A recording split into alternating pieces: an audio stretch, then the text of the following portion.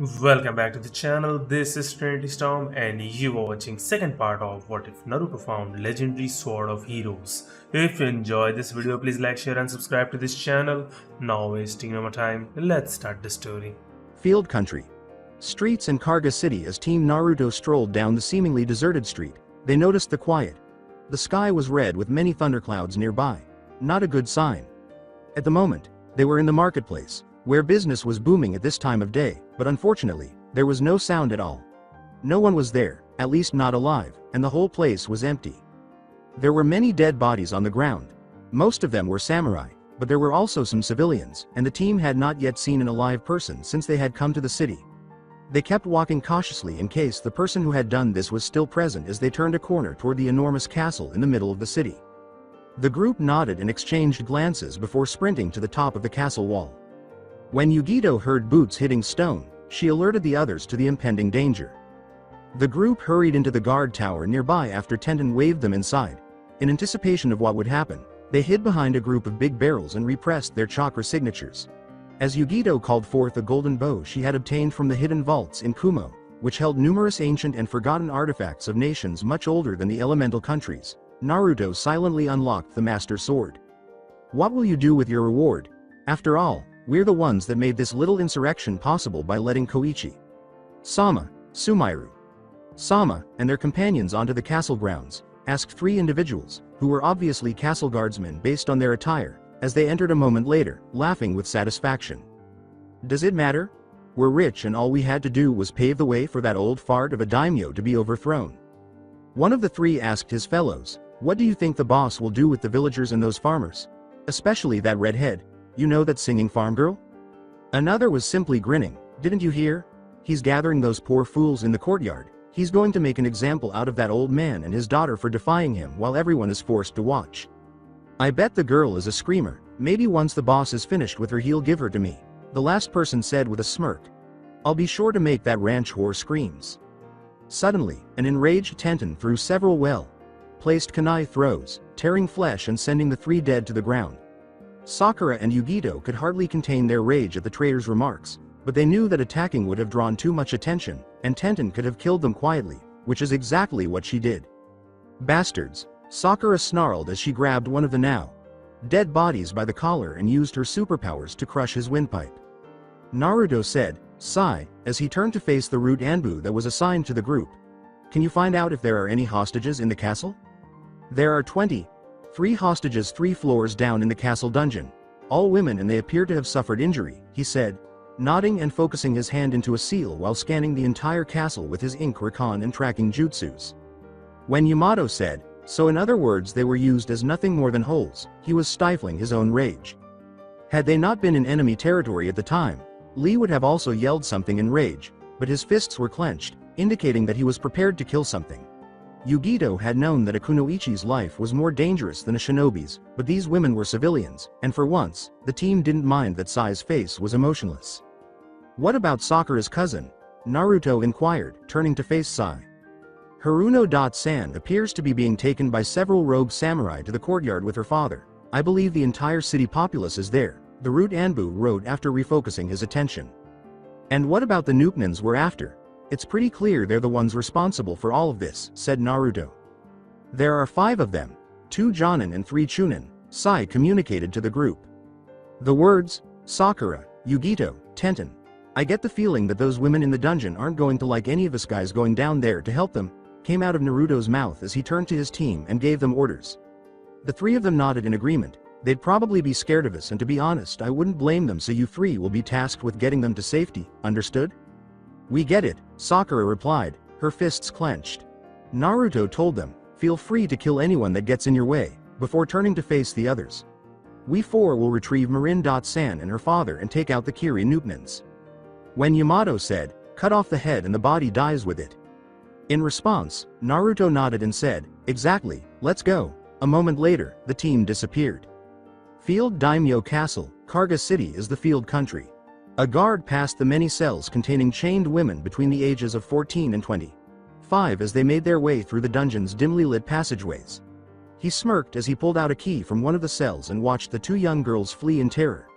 A figure descended behind him as the cell door opened, and he was suddenly struck by a sharp pain in his chest.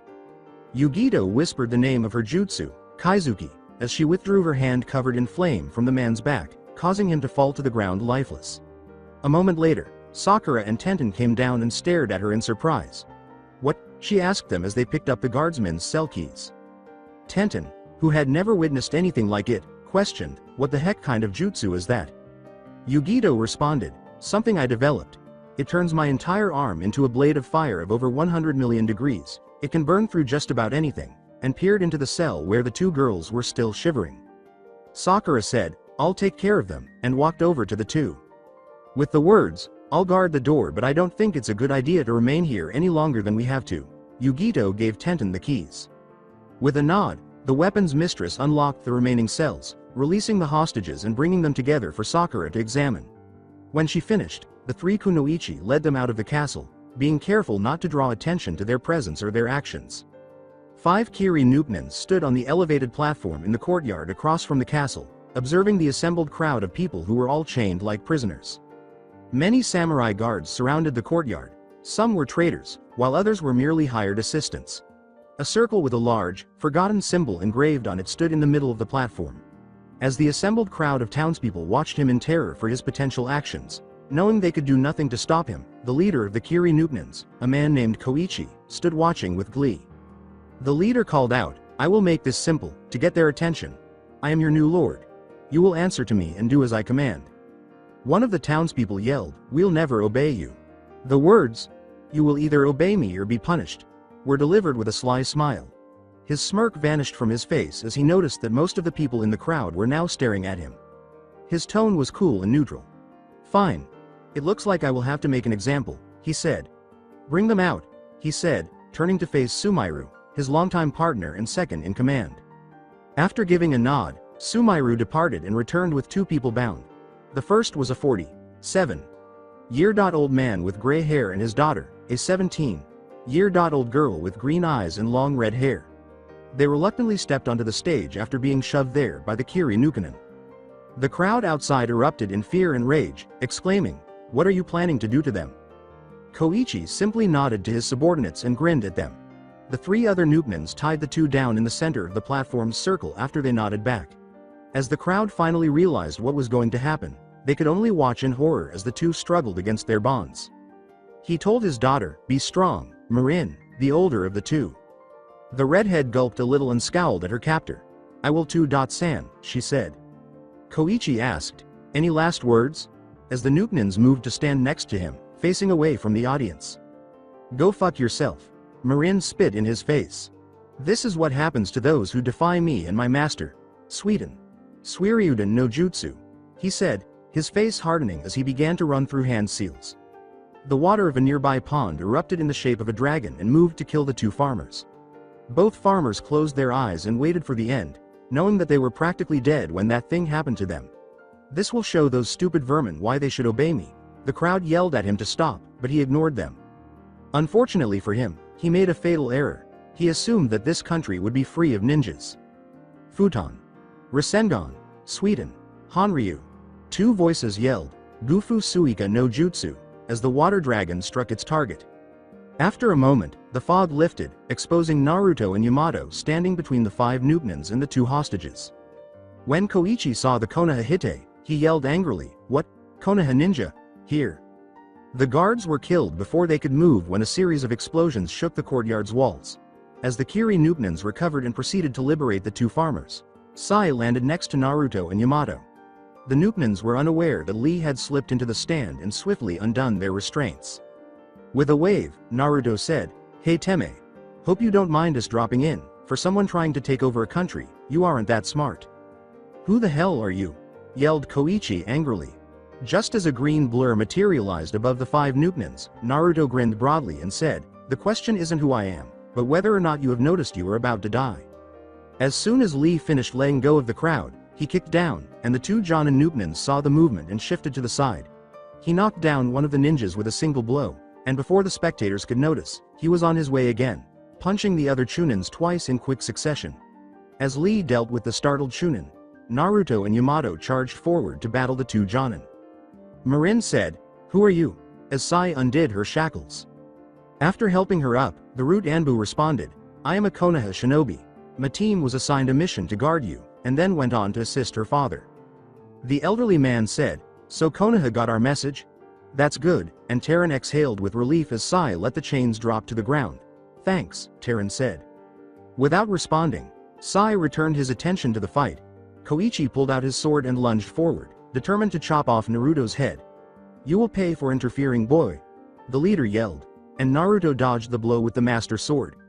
Koichi jumped back, staring down at his blade as its edges glowed white. What did you do, brat? Koichi exclaimed, his sword covered in many red patches that appeared to have been burned by intense friction. Naruto smiled like a fox and flashed up behind him in a flash of yellow, saying, Shunpo no Jutsu. It's called Wind Manipulation Teme. You don't like it. Why is that speeding up? Koichi hardly had time to turn before the blow was parried to his midsection, and the two. This guy's reflexes are too quick for damaged Shunpo to work against, Naruto snarled thoughtfully as the two retreated. He yelled the command, Sai, get the civilians to safety, and Sai didn't need to hear it twice.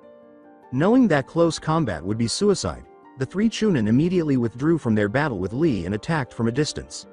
Sweden. Suiryuden no Jutsu. They cried, conjuring 3 water dragons to destroy the green-clad Chunin. Futon. Rasen, Naruto said, appearing at his side and holding up his hand while focusing chakra. Shunpo no Jutsu. Just as the 2 water dragons struck, a revolving plate of chakra materialized in front of them. Lee dropped his weights and ran out of cover at superhuman speed after it subsided, protecting them from the 3 attacks that were meant to kill them. He kicked down on top of them after swiping their legs out from under them, sending them to the ground. Even though Sakura wasn't at her level, the blows weren't that far away. At that moment, a scream reverberated throughout the now nearly deserted and scoured courtyard. Everyone turned to see Yamato's right arm had turned to wood and stabbed Sumiru through the back and out the front. You are all that's left. Surrender now or we'll kill you, Naruto said, turning to face the leader and final Nukenin. With uncontrollable laughter, Koichi exclaimed, I'd like to see you try, and began moving through hand seals at unnaturally fast speeds. Sweden. Daibakufu no Jutsu. The 4 Konoha shinobi remarked, that's not good, as a huge wave of water gathered in front of them and came closer. Nairu I. A huge blue crystal encircled the group, shielding them from the water's assault. What would you do without me, hero? Asked Yugito as he landed beside Tenten. The Kumo Jonin grinned at him. All he said was, no comment at this time. As he yelled, there are more of you vermin? I'll kill you all. He was murderous. Hey you. Was tapped on his shoulder abruptly. His eyes widened as he made a fist to his face, looking over his shoulder at the person who dared to interrupt him. With a reverberating impact, he flew across the courtyard and struck the castle wall, creating a crater. That's for my cousin, you bastard, Sakura snarled, opening her right hand and balling it into a fist. I knew they'd send somebody, thanked Kami. Sama, it was you? Exclaimed Marin as she rushed to embrace her younger cousin, Sakura-chan. Naruto turned his gaze to Koichi's now motionless body as Terran walked up to the two, saying, make sure he's dead. Knowing full well that no normal person could survive and be hit by one of Sakura's punches at full force, Sai and Yamato nodded before carefully inspecting the body's remains. However, a sort of purple fire burst around the Nukenin's body as they got closer, and it rose a moment later. As Koichi's eyes glazed over and his skin turned a dark gray, everyone's eyes widened. The idea that these people could truly challenge his authority made him laugh uncontrollably. You will all die here, he exclaimed, laughing uncontrollably as he charged forward with his sword in hand. You will pay for inferring in my plans. With a slight shudder, Tenten questioned, what the hell is that? That's a curse seal, Lee replied, assuming a stance similar to taijutsu. Naruto said, great, so he's one of Orochi Tami's freaks, as he braced his sword. In a fit of rage, Koichi screamed, I am not one of Orochimaru's pawns. My master is far more powerful and his power will guide me to your demise. He quickly accelerated and materialized in front of them. In a matter of seconds, he was on them and swung his blade at Lee, but Chunin, who was dressed in green, leapt back to avoid the impact. He was struck by an arrow from the side, and it appeared to burst upon impact, sending him crashing into the adjacent wall in a massive ball of smoke and flame. A red arrow materialized in Yugito's bow, ready to shoot, as she pointed it at the spot where he crashed. Hai no ya, she muttered, and the arrow was launched with great force, its end burning, and then all of it ignited in a red streak.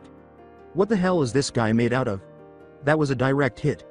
It struck its target and exploded, burning a sizable portion of the wall behind him, but he seemed to have survived the impact. Naruto explained that curse seals give their users incredible amounts of power and certain invulnerabilities, and since he was an apprentice to a seal master, they believed him. Yugito emphasized the word, kill, saying, "So how do I kill him? It sounds like he's invincible." "Everyone has a weakness," was Naruto's honest response, "but I have no idea what his is." Lee started to get ready, but stopped when Naruto shook his head. "I could hit him with everything I have. My flames of youth shall not burn out this day," Lee exclaimed. "We told him, you'd get yourself killed as well, our blonde hero." Tenten's voice caught their attention, and they turned to see where she was pointing. "He's getting back up," she said. Indeed, Koichi was back on his feet and his injuries were healing remarkably quickly. Sakura muttered, "Well shit," as she gazed at the man.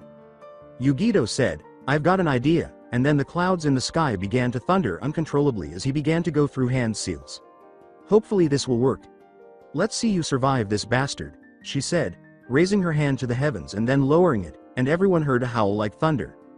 Raiden. Kirin. A huge lightning beast descended from the clouds before anyone could see it. Due to the blast's force, everyone shielded their eyes. A few seconds later, the dust cleared, exposing a large but shallow crater across the remaining courtyard. The only thing left of the destroyed courtyard wall was a heap of rubble, but what drew their attention was the lone figure standing on top of it. It didn't work. Koichi remained alive. Suddenly frightened, Yugito said, "That's impossible, that was my strongest attack."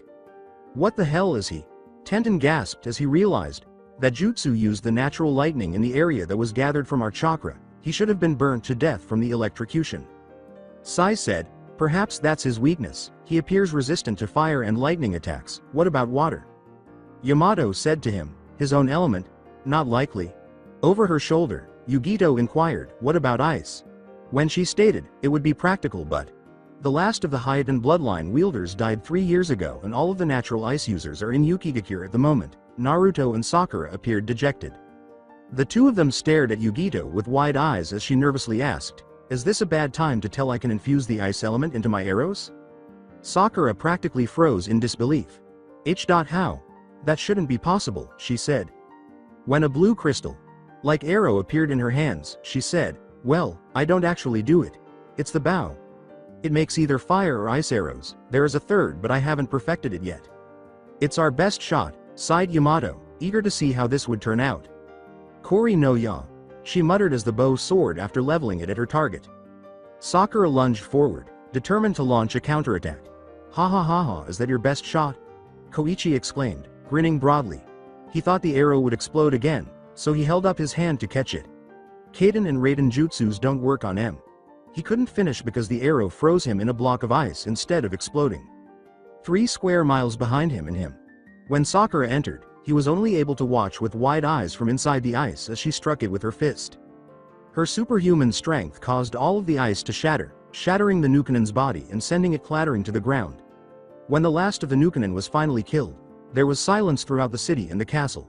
The team exhaled in relief, and Tenten immediately took a seat on the stone platform, followed shortly after by the other members of her team. As if to mark the near completion of Team Naruto's first mission, the thunderclouds overhead appeared to lift, revealing the sun behind it.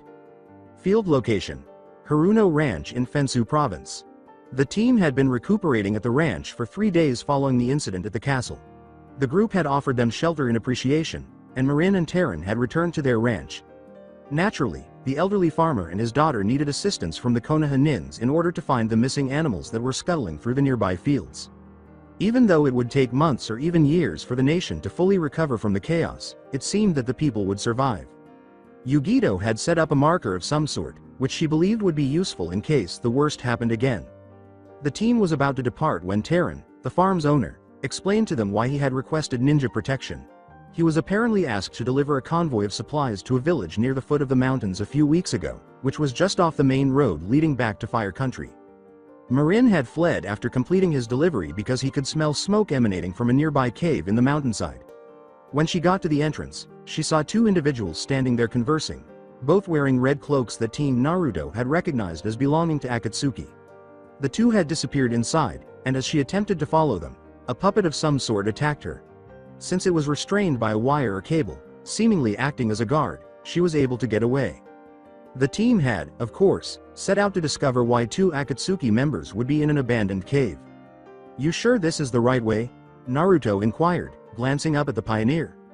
"According to my estimates, it is just up ahead," Sai said, nodding while glancing over his shoulder. In order to assess the situation, the team arrived but chose to stay hidden rather than leap down from the trees. Before the team moved in, Sai checked the rocks near the cave entrance to make sure there were no other signatures. When they arrived at the door, they gave each other a nod before entering. After passing through the small opening, they entered a spacious room with enormous rock spires rising from the floor. In order to get a better view of the situation in the middle of the room, the team moved to the rocks. There was a big platform in the middle, and a big diamond made of golden crystal was hovering just above it. A 7th symbol, which Naruto and Yugito immediately recognized as having the same design as the symbol on their hands, was in the center of the platform, which had 6 symbols arranged in a circle around the crystal. But when they saw what was inside the crystal, a shield, the two appeared to shiver a little. A shield that was so transparent that you could see your image in it. The Kumo Jonin said, "That's the mirror shield," barely audible above a whisper, but understood by all. "What is mirror shield?" Lee inquired, perplexed, "And how do you know what it is?" With his eyes fixed on the shield in the crystal, Naruto appeared to be forcing himself to stay motionless. "I can feel it calling me. It's the same feeling I got when I passed where the Master Sword lay," he said. When Tenten heard that, "There is no way," her eyes widened. Is he truly the legendary hero? Yugito responded by clutching her head as though in agony. "That shield is the counterpart of the Master Sword, Naruto's sword." Sakura looked at the girl and asked, "Are you alright?" "Yes, I'm fine, but I have a really bad headache," Yugito said, shaking herself and nodding. Tenten tried to remain composed during this ordeal. Had a headache? It was said that the princess of the kingdom's wealth of knowledge caused her to frequently get headaches.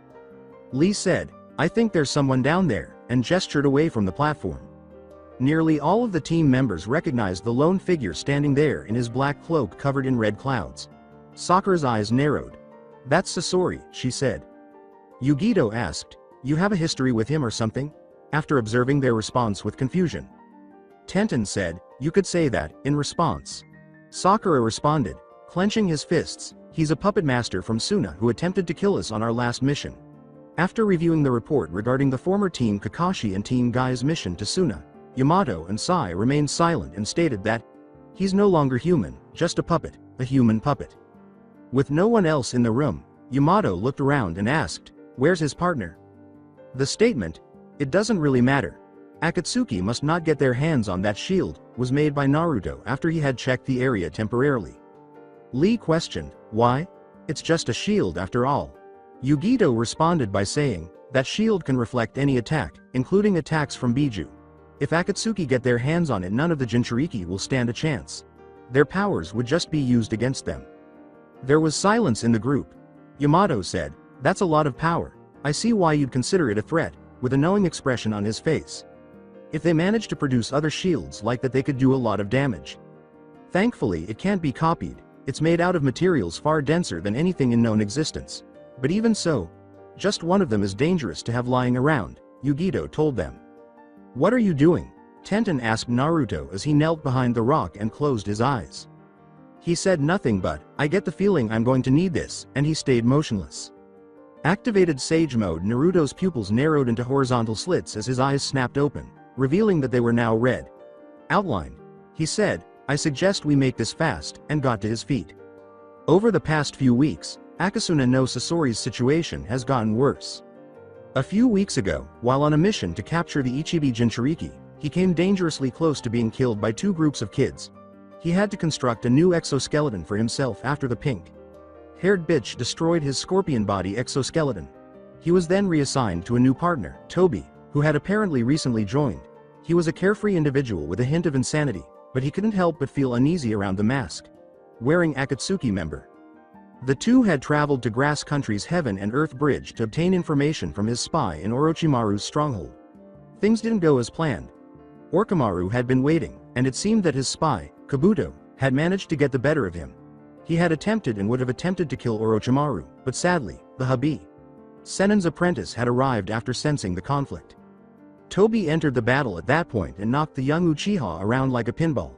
Orochimaru had to declare a retreat after Kabuto was almost killed by one of Sasori's poisons.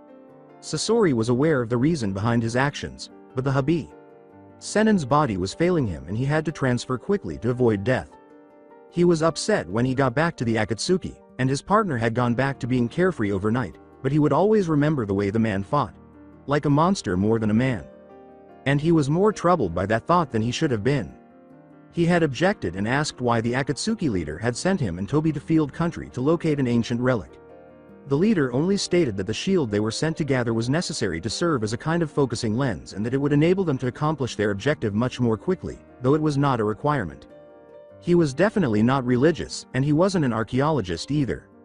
He glanced over the shield inside and placed his hand on the enormous golden crystal that was hovering in front of him. The shield itself was a work of art. He could see his face reflected in it. It is red, outlined, has a half-moon image on it, and has a tiny but distinct triad symbol in the middle.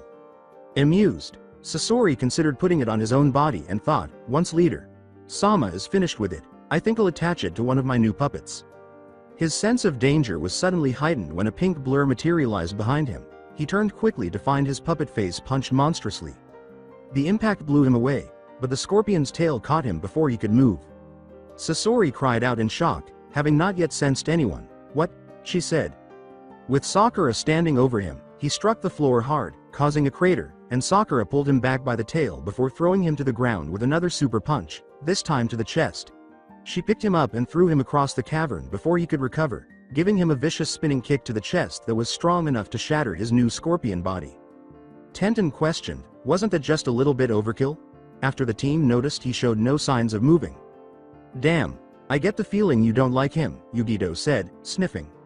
You're damn right I don't, Chunin, who had pink hair, answered. We should hurry this up. Naruto's words, Princess. Help me with this, circled the crystal. Any idea how to get this open? She asked as she approached it and gazed at the floating object inside. As Yugito gazed down at the symbols on the platform, he noticed that they were all similar and covered in lines that circled outward, similar to a pattern or. The Kumo Jonin knelt down to examine the symbols more closely and asked, was there some kind of barrier when you found the Master Sword? Now that I think about it, yeah there was. A very large door. I played some song I've never heard of but I knew how to play, Naruto said after giving it some thought. What about now? Yugito asked, looking up at him.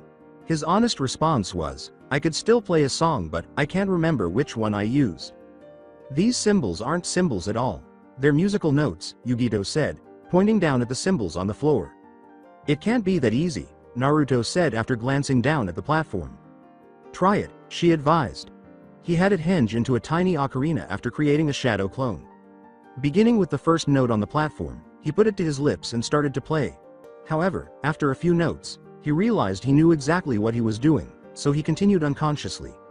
The others simply watched in silence as they felt at once at ease with everything. The mirror shield remained hovering where it had been when the crystal abruptly broke like glass and fell to the ground. Yugito moved forward to touch the floating shield as the ocarina vanished in a puff of smoke. Unfortunately, she didn't make it that far. He was wearing an Akatsuki cloak and a straw hat that obscured his face because he was staring directly at the ground when a blur fell from above and landed between the two and the shield. Naruto and Yugito skidded away and stopped next to their teammates. Tenten pulled her katana from its sheath and said, Damn, I knew it was too good to be true. Naruto and Yugito recognized the newcomer's voice, but they were unable to pinpoint its origin.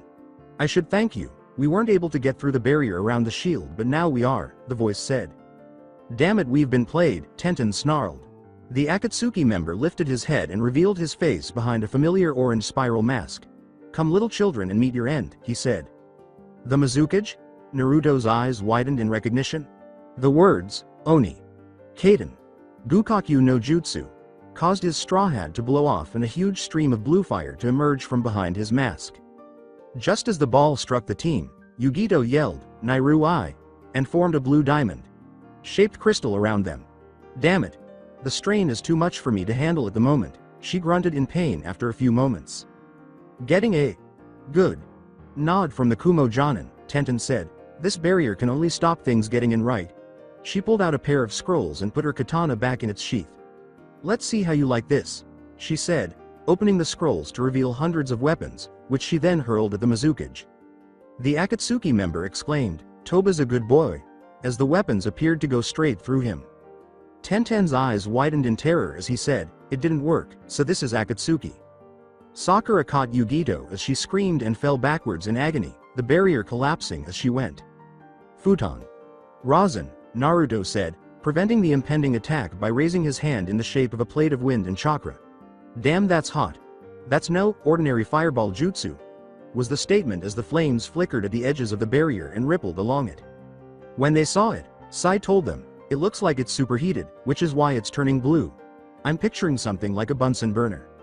Even as he was being pushed backwards, Naruto could feel the barrier plate in his hand starting to boil from the intense heat. "We're in trouble here," he said. "Get it?" Yugito gritted his teeth. "The mirror shield." Madara couldn't see Lee because he only had one eye, so he moved on his blind spot and nodded before darting out from behind cover. Chunin, dressed in green, walked past him and seized the still floating shield.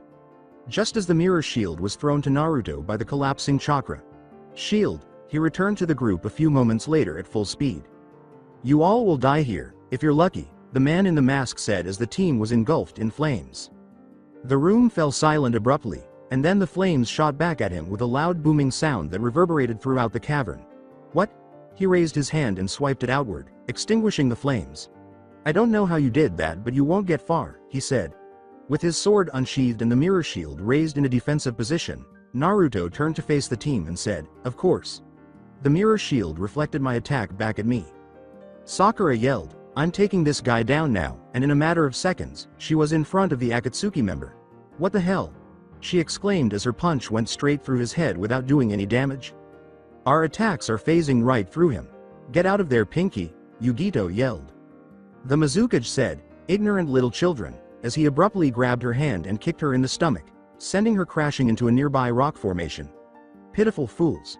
You have no idea who you are dealing with," is how Sai and Tenten described it after they cut him with their blades and then tragically went through him again. He had punched them both hard enough to blow them across the cavern in opposite directions before either could see him. Madara cocked his head to the side and slowly turned to face the other three. His tone was sweet and almost innocent as he asked, "Would you like to play a game?" Naruto declared. Yamato helped the others, leaving no opportunity for debate. After giving a nod, the Anbu captain hurried to the other people's beds.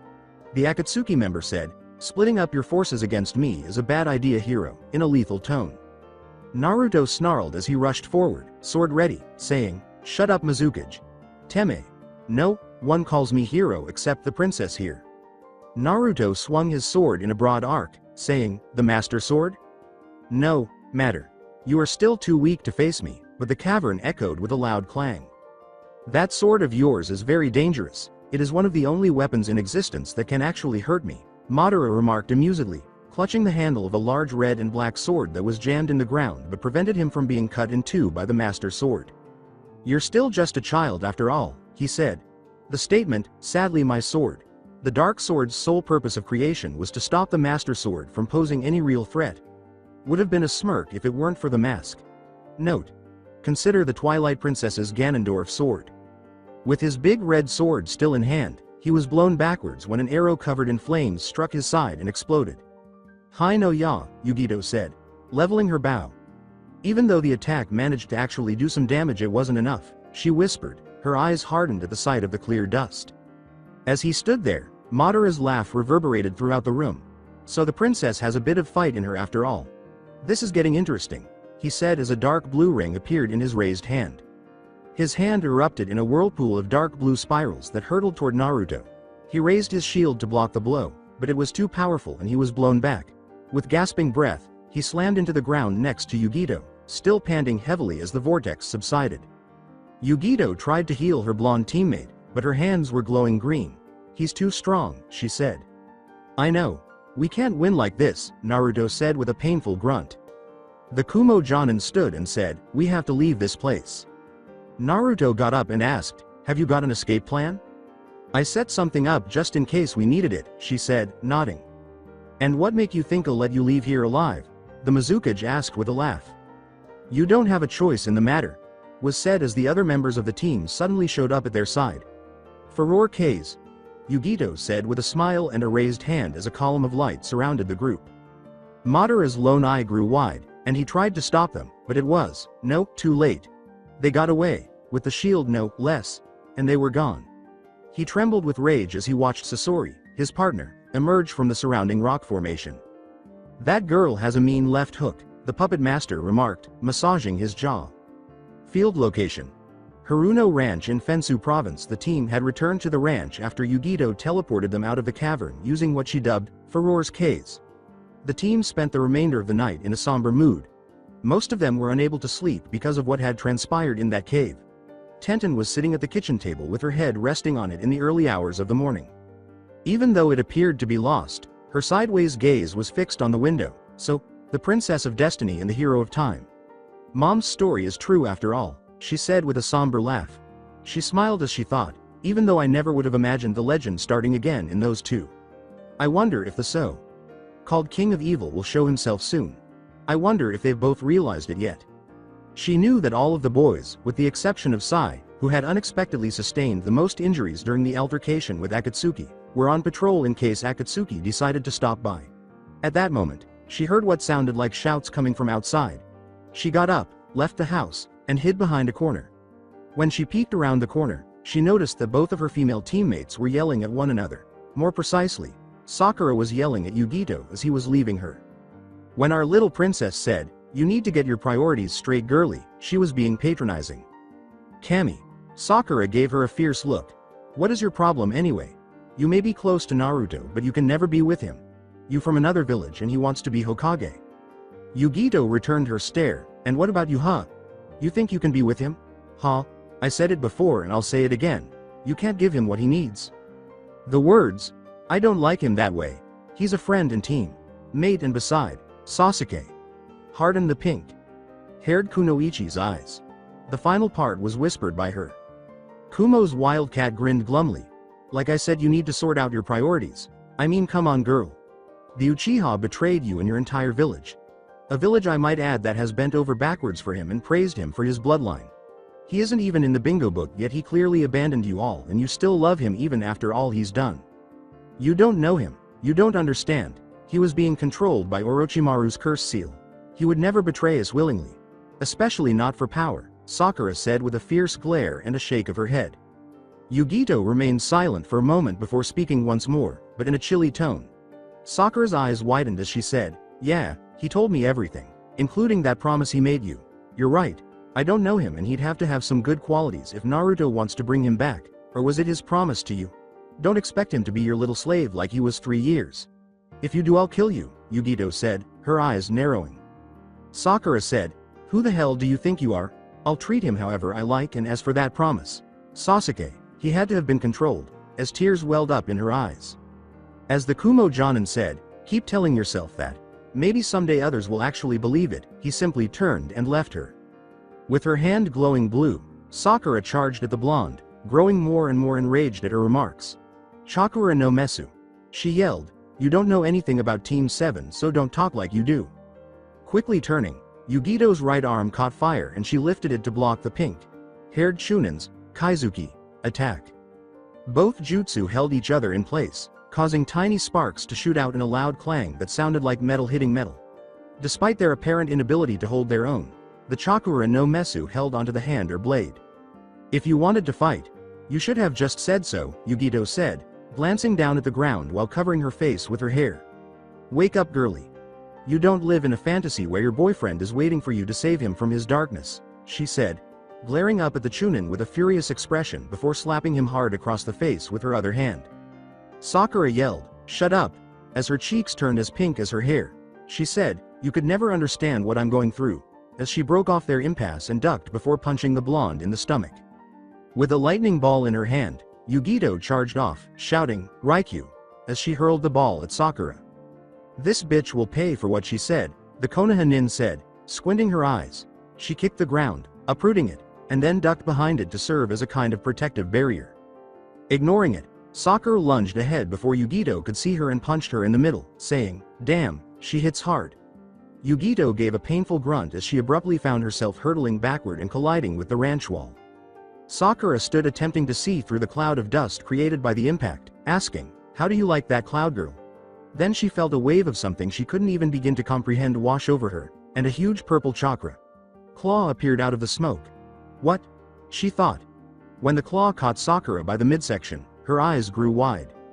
Yugito growled, "I have you now, little girl," as the smoke cleared and she was seen reaching out to the Konoha Kunoichi. But she was different. She had a single chakra tail swishing behind her and a large body length cloak of purple chakra covering her body in the shape of a cat. "Come here," she said, pulling her arm back, which caused the chakra claw to retract. Once Sakura was within range, Yugito threw her other hand into a fist and yelled, "Say nighty night, girly." Thinking quickly, Sakura made multiple hand seals with her still free hands, saying, "Kachiyose no jutsu." Just as Yugito threw her punch, a medium-sized slug appeared and a puff of smoke appeared. Zeshi Nensen. The two slugs hurled a stream of acid at the chakra claw, burning 2 holes straight through it, but the slug appeared to split in 2 and avoid the attack. After breaking free, Sakura exclaimed, "Thanks for the help," and rushed forward, her hand glowing blue, saying, "Chakura no Mesu." "That might be lethal if it strikes," Yugito snarled thoughtfully. With bright red flames now covering her arm, the Kumo Jonin moved to intercept, saying, "Okay, if she wants to play, then so will I," the two said, "Kaizuki," and moved closer until they were only a few feet apart. After extending their hands to land their respective blows, they both, without sensing anything, the two blasted apart as a figure swung a big steel blade right in front of them. Tenten had embedded her katana in the ground where they were going to fight, and they knew who had stopped them. After drawing the blade, the weapon's mistress glared at them both, saying, "What the fuck are you two doing? We're still on a mission, so settle your differences later. You two are fighting way too hard for a simple spar." Her two teammates looked at her for a moment before nodding. "Good. Now I suggest you both start fixing that wall you destroyed before the boys return. I'm sure they've noticed the chakra spikes coming from here by now. Do something like this again and I'll inform Hokage Sama directly, understood?" Fire Nation. Hokage's office, Konoha. After Tenten informed the guys that the girls were simply reaching a consensus, fortunately, the guys didn't ask any more questions. Even Sai knew better than to push the issue. The team began their journey back to Konoha 3 days later and arrived in just 2 days. They had gone to the Hokage Tower to report what had transpired and receive a debriefing when they got back to the village. Tsunade raised an eyebrow and asked, "What did you say?" Team Naruto was standing in front of her after completing their reports. Tenten moaned, "The guy was playing us from the start." Sai went on in a neutral tone, "Our strikes appeared to do no damage, as if they had simply passed right through him, but Lee said nothing. Nothing we did hurt him," Yamato told her, "We never really stood a chance." "He said that my sword could hurt him," Naruto said, tapping his back with the sheathed blade. "My arrows hit him though it didn't appear to do much damage," Yugito said. "It's like he absorbed the impact or something." Sakura glanced over at her and pondered, it was probably another one of his defenses. Most attacks go right through him and those that hit are absorbed to prevent any harm. "Well, according to Jiraiya's spies, Akatsuki are no longer in field country and your mission was a success regardless." The Hokage leaned back and studied a report in writing. When Naruto said, "There is one other thing I think I should mention, Hokage Sama," the room went cold. Never, ever did Naruto call Tsunade Hokage Sama unless he was being serious. The Hokage put down the paper and gave him her undivided attention before asking, "What is it?" When he said, "That guy we fought, he's the Mizukage," the temperature in the room significantly decreased. "What?" Tsunade's fear began to seep into her very being. "During the Elemental Royal Ball the guy showed up as the Mizukage. Seeing as he is the only person I know of that wears an orange spiral mask, it has be him," replied our blonde hero. He nodded and the Hokage asked, "You're sure?" After saying, "It was definitely him," Naruto concluded. "I see. This complicates things," Tsunade said, breaking the sudden silence in the room with a sigh. The words, "I'll have Jiraiya see if he can find anything from his spy network in Kiri," came out as she leaned back with hardened eyes. She went on, "Now that that's done, I'm afraid I have a new mission for you all." After the team nodded their heads, Sakura sighed as she felt exhausted. "But we just got back, Shisho," she said. Tsunade nodded with comprehension. "I know, but I have no other teams available for a mission of this scale, and as for this specific mission, I think you'll want this one. Jiraiya has sent me some reports. It appears Iwagakure has been attacked." Caught their attention. The next statement, "I've gotten reports that it was Orochimaru and his auto nins that attacked," shocked everyone even more than the initial one. The room became eerily silent. Orochimaru. However, it implies that Sasuke's eyes hardened abruptly as a familiar face appeared in her mind. After a moment of silence, Naruto nodded and said, "Understood. Your mission is to head to Iwa and investigate what happened. If you find any information on Orochimaru's whereabouts, pursue him if you can and send a message to us," Tsunade said in a statement. When Yamato said, "It shall be done, Hokage Sama," he nodded. After receiving a blow to the head from Sakura, Tenten, and Yugito, Naruto questioned, "If that will be all, Obake?"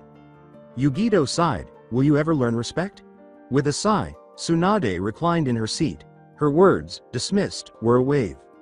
Sakura's thoughts came to a sad halt, but as she turned to face Naruto, her eyes abruptly changed focus and she said, "If you're not the same man I remember, then we'll be forced to kill you." Before leaving the room, the team bowed. They were unaware that this mission would alter them in multiple ways. Rock Country. Western Gates and Iwa. It was said that Iwagakure no Sato was many things, but at the moment, it didn't seem to be. The entire village, which was surrounded by hundreds of rocks that provided natural defense against invaders, had been nearly destroyed. Team Naruto could see smoke rising into the sky and people rushing around attempting to put out some fires from where they were standing at the big stone gate. Tenten pointed to a nearby collapsed building that appeared to have buried multiple people beneath it and said, "Guys, shouldn't we help them?" "Yeah. Our villages are neutral towards each other if not allies," Yamato said. "Though do not let your guard down while we're here. Maybe we can find out some information." After nodding, the remaining team members helped survivors escape the wreckage. After an hour or so, a number of Iwa Anbu descended around them. The man who was obviously the squad leader said, "You will come with us," more as a command than a suggestion. Tenten stepped back and asked, "What did we do? 2 teams of foreign ninja entering our village after an attack seems suspicious. You have to be brought in for questioning, but you won't be hurt," he said, raising his hands in a non-threatening gesture. "We're on a mission. We just gotten word about the attack in Hokage. Sama dispatched us to investigate," Lee replied. By saying, "Nevertheless, you have to come with us," the Iwa Anbu eliminated any possibility of disagreement. Naruto said, "Okay, we'll come quietly, for now at least," and the Anbu nodded. After an hour, the team finds themselves in what looks to be a council room, resembling Konoha's, with many seats occupied around the central chamber. To my annoyance, a particularly snobbish-looking man asked, "What are these Konoha scum doing here?" "Simply put, we're on a mission," Sai stated. The councilman commanded, "For the snake, no doubt. You probably attacked those people. Guards, arrest them." "You will do no such thing," Akira said as she approached the 7-man team, only to be stopped by the Tsuchikage entering the room. "These are the ones sent by Konoha to pursue Orochimaru, you old fools," she added. "But Tsuchikage Sama, the blonde one, is..." Angrily, Akira interrupted the village elder. She snarled and waved her hand, saying, "They're the ones assigned to clean up your mess, council, but I couldn't give 2 fucks who he is. Guards, get them out of my sight." "You can't just..." refused to listen to the council's protests. She interjected, "I can and I have," as the council members were removed from the room. She turned, glanced at the team, and gave a small laugh. "Sorry about that. The council have been running things since my predecessor was killed and they don't like the idea that their power has been taken away from them." "Don't worry about it. I get it all the time from the council back home," Naruto said, holding up his hand. "If you're looking for Orochimaru, then I'm afraid he's already left," the Tsuchikage said, shaking her head before surveying the team. "I can tell you where they're going though," Sakura said, clenching her fists as Naruto's eyes hardened. They fled north towards the old Temple of Earth near the now dormant old volcano. When Naruto said, "Then that's where we're heading next," he nodded. Sakura put her hand on the ground and said, "Kachiyose no Jutsu," and a rather tiny slug emerged in a puff of smoke. To the surprise of the Tsuchikage, the slug asked lightly, "What do you require of me, Sakura Sama?" "I need you to send a message to Shisho for me," Chunin, who had pink hair, clarified. "Tell her that we've located Orochimaru just north of Iwa and are pursuing." She nodded in response, "Then I will be off," and the slug vanished in a puff of smoke. The slug seemed to nod before asking, "Will that be all, Sakura Sama?"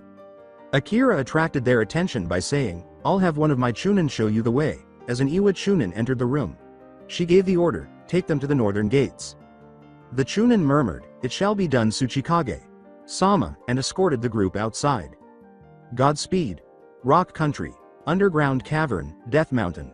And Iwa Chunin led the team to the northern gates, where they would start their search for Snake Sennin, after their encounter with the Tsuchikage. The team quickly reached the base of a dormant volcano, but they were unable to locate anything. They searched for a good 20 minutes before finding what they were looking for, but they were unable to spot a temple or anything else. Tenten told them, "Guys, I found something," through her headset. Shortly after, she was accompanied by the other members of the team near a cave entrance that was partially obscured by rocks.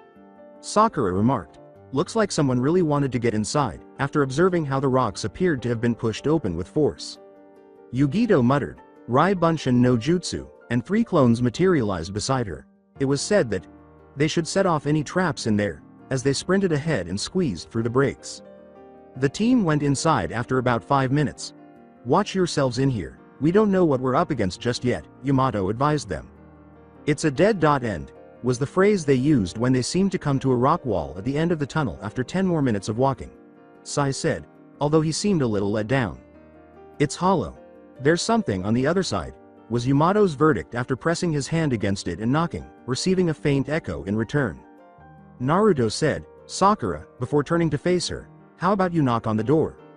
"Well, I was hoping to try out my new jutsu so," she said, nodding and pumping a ton of chakra into her hand. She cocked her hand back and then punched the wall with all her strength, saying, "Okasho." The whole mountainside appeared to tremble as the impact blew the entire wall away. Before that, there was a pause. Yugito said, that was actually pretty cool," with a hint of surprise. Sakura didn't respond. "Well, what are we waiting for?" but did appear somewhat embarrassed by that. Soon after, the group entered the now clear tunnel and came out into a sizable room with tall stone platforms spanning a broad lava pit. Tenten swallowed, sensing the heat from below. "That doesn't look good for my health," he said. Naruto informed them, "We probably shouldn't stay here any longer than we have to," after pointing out the large double doors across the cave. As the rest of the team jumped from platform to platform, Sai pulled out his ink pen and paper and made an ink bird to fly over. "That must be where we need to go," he said. Sakura lands at the edge of the platform they were standing on as they approached the opposite side of the cavern, but she slips because the ground beneath her gives way. She fell toward the lava after being unable to regain her balance on the now shattered ground. But at that moment, her descent was stopped, and she felt a sharp jerk. Glancing up, she noticed Yugito had seized her arm, preventing her from plummeting into the lava pit beneath. The blonde girl told her, "Hurry up and climb, will you? It's pretty hard to control chakra in this kind of environment," as she felt the intense heat reducing her control over the rock surface. With a quick nod, Sakura launched a thread of chakra that hit the cavern's top and grew, stabilizing it. Then, with the rest of the team on the platform gasping for air, she hauled herself up the side of the platform, and the two quickly found themselves back up. Sakura said, "Thanks," with a hint of surprise. "No problem. Just watch your footing while we're here," Yugito said, shaking her head. After Sakura nodded, the team quickly set off once more. A short while later, they were standing in front of the enormous double doors. Activated Sage Mode. "Let's go," Naruto said, transforming into his most powerful form, and the team quickly entered. As they made their way through the expanding tunnel, Sai remarked, "We must be inside the volcano by now, or at its out edge." Another door at the end of the tunnel led to a spacious cavern, which the team entered. The door was now closed behind them as they stood on a cliff, and a pit of molten lava lay some 30 feet below. 20 feet down in the middle of the pit was a lone square stone platform. What attracted their attention, though, was what was on the platform. Orochimaru, Kabuto, and Sasuke were standing on a stone platform. In order to avoid being seen, the group moved to the edge of the cliff and stayed out of sight. Naruto looked over the cliff at the group below and saw something on the ground that seemed to be Kabuto's attempt, but unsuccessful, to raise it. Tenten saw it too and whispered, "What the hell is that?" "The Megaton Hammer," replied Yugito. Supposedly it was a weapon made centuries ago to do battle with a giant demon fire dragon that once resided in this mountain. "Do you feel anything from it?" Yamato asked, turning to face Naruto. It seemed that he had grown accustomed to Naruto and some enigmatic objects. "Nothing. It doesn't feel like the Master Sword or the Mirror Shield. I can't feel anything from it," the blonde replied in a whisper, shaking his head. Knowing that they were dealing with Orochimaru, Lee asked as quietly as possible, "Is that a good thing or a bad thing?" He received no response. As he observed Kabuto's pathetic attempts to raise the warhammer in front of them, Sasuke asked in a tone that seemed bored. Why must we be here? We have the Kusanagi sword, we don't need a hammer. Orochimaru licked his lips and gazed at the weapon. Patience Sasuke-kun. The hammer is said to have the power to defeat a Biju in a single blow, he said. Kukakuku.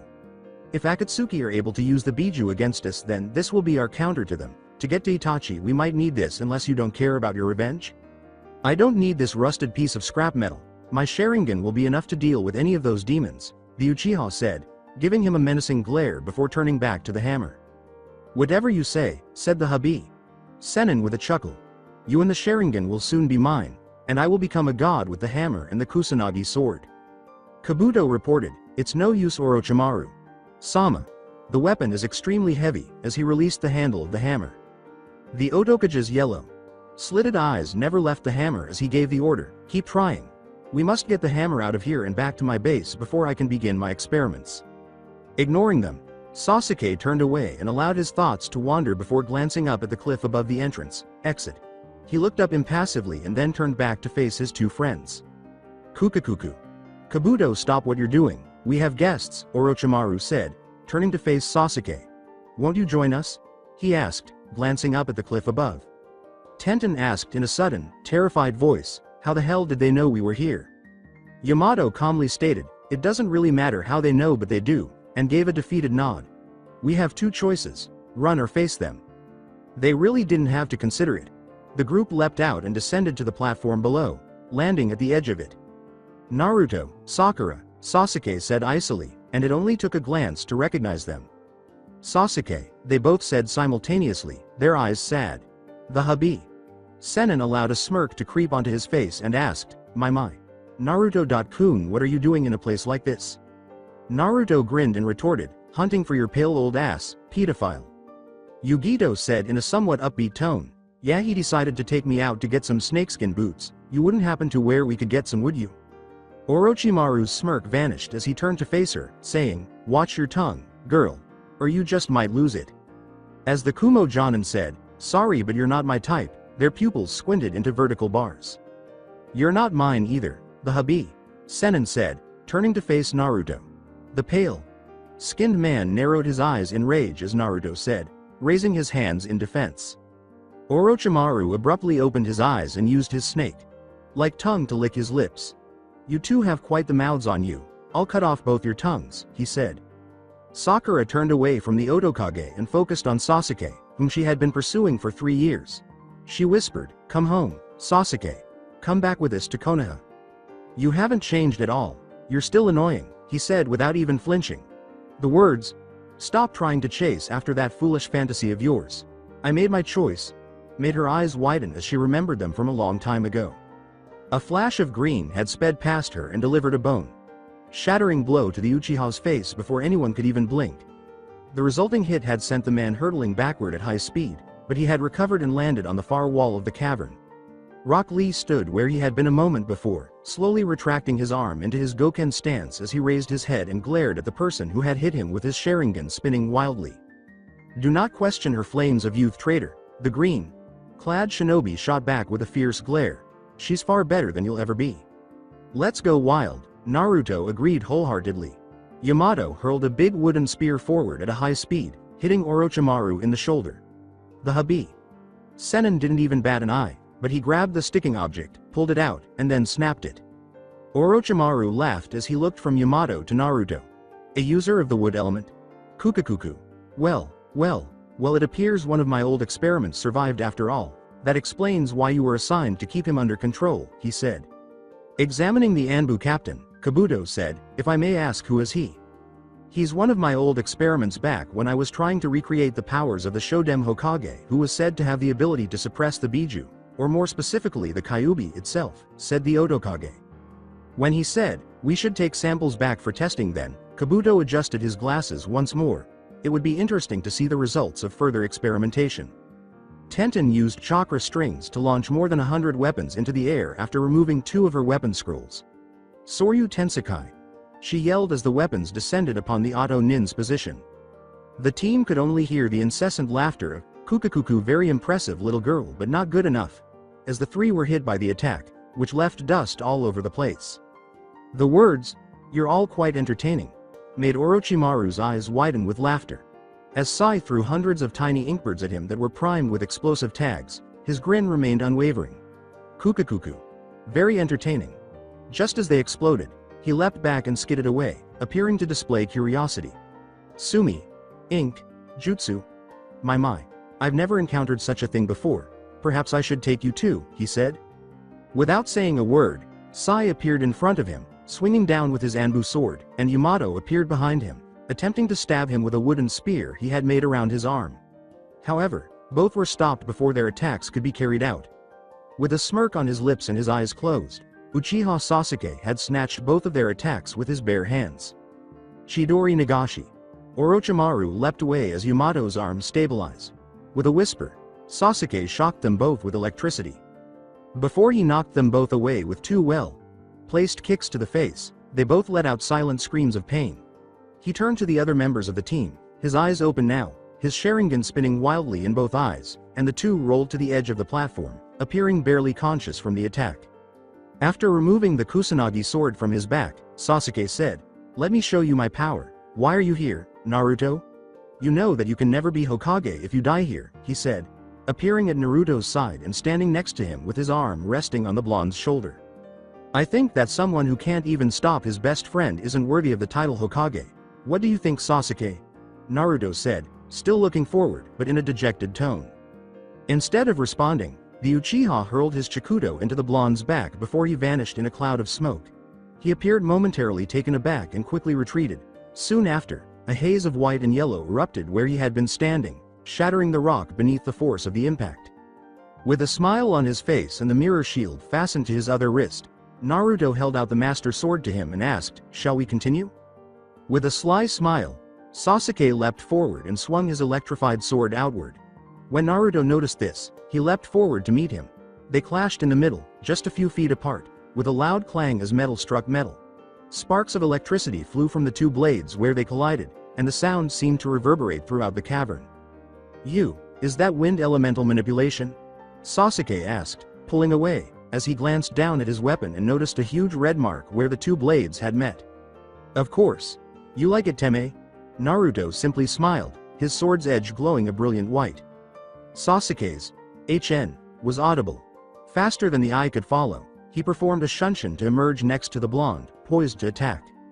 With a flash of yellow, Naruto used Shunpo no Jutsu to barely avoid Sasuke's blow, shocking the Uchiha with his quickness. He reappeared a few feet away and launched an attack with his blade, but Sasuke deflected it and hit the blonde with his own blow.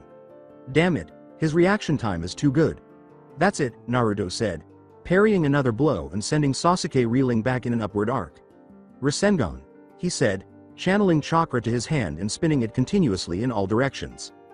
When Sasuke noticed the jutsu, he covered his hand in lightning without using any hand seals and exclaimed, "Chidori." For the first time in 3 years, the two jutsus crossed paths. The impact caused the entire platform to tremble, and a long crack in the middle of it effectively split it in two, with the megaton hammer resting on either side of the crack. Tenten used her katana to attack Kabuto on the opposite side of the platform, but he was always able to dodge her blows. He said, "Chakra no Mesu," and then, his hand glowing blue, he grasped the blade's sharp end, holding it motionless and, indirectly, her. "Please," Kabuto said, readjusting his glasses with his free hand. "I have faced Tsunade of the Sannin in combat. You are nothing compared to her." Before retreating and ducking beneath her opponent's chakra-covered hand, the weapon's mistress reflected, "So this guy has fought Hokage Sama and survived. It's too cramped in here to fight him effectively." "Got you?" was her response as she slashed her katana across his chest, causing him to spin away. When she saw that his wound was fully healed, Kabuto simply grinned back and said, "Sorry, but a petty wound like that won't do it for me. I was chosen by Orochimaru for my healing abilities after all." Tenten tightened her grip on her blade, gritted her teeth, and charged once more. Yugito yelled, "Hai no ya," and hurled 3 red arrows at the Habi Sennin, their tips burning. The third struck and exploded upon impact, sending the pale-skinned man flying backwards. "Kaizuki!" the Kumo Jonin exclaimed, her arm engulfed in flames, while the other two were clean misses. The two felt a chill as the arrow struck his remaining arm, encasing it in ice before it shattered and destroyed his arm. She quickly cut off his right arm and realigned another arrow, Kori no Ya. Seeing him not move after that final blow, she had assumed she had him as he fell to the ground, but she wasn't going to take any chances. It turned out to be the right move because the Habi. Senin opened his mouth and a fully restored Orochimaru appeared, while the one on the ground appeared to die. The wildcat glanced between the two bodies with a hint of horror and asked, "What did you do?" Orochimaru looked at her while licking his lips. "It's called shedding one's skin," he said. "I don't believe I got your name." She retorted, "And like I said, you're not my type," she yelled, "Raikou," and hurled a lightning bolt at him. "You no longer amuse me, little girl," he said, deflecting it away with his own Kusanagi sword without even blinking. He opened his mouth and looked up at the ceiling. What transpired next was utterly terrible. A big snake slithered out of his mouth, coiled around his body until it was completely free, and then ate it. Everyone in the room gaped in surprise at the massive snake that emerged from the now eaten Orochimaru's body. No, not even Sasuke and Kabuto were aware of the snake and were as shocked as the others, but when they saw its eyes, they all recognized it, or more accurately, who it was. Like a certain Sannin, the eyes had vertically slit pupils and were pure yellow. With hardly more than a whisper, Naruto questioned, "Orochimaru, what the hell are you?" The snake screamed, "Die," as it attempted to devour Yugito. "Hai no ya," she said as she leapt back and launched another arrow. The snake man didn't even flinch when the arrow exploded upon contact, saying, "Damn it, his skin is a lot harder to pierce now." Throughout the entire battle, Sakura remained in one place while all of this was going on, and her thoughts were constantly racing through hundreds of pictures, both happy and sad. Interaction with Ino, pursuit of Sasuke at the academy, Team 7, Naruto's pledge, training, and gaining strength. Battling Sasori, battling Akatsuki, and now pursuing Sasuke the traitor. I am at a loss for words to describe it. I just hide it, but it's there inside. I wish it would simply disappear. If you knew, what would you do? How would you respond? All the suffering I believed I understood. Every thought comes back to you, returning to the unspoken. Inside my head, back and forth, this confusion is too much for me. Come take me away. I can't, I feel like I'm by myself. I have to get around this on my own. I don't want my icy words to offend you. I doubt you'd comprehend if I showed you, because nobody can comprehend. And I'm not going anywhere. I keep going on, but I'm not getting anywhere. Remove me. On and off and off and on, I'm not going anywhere. And intermittently, remove me, take me away. Remove me.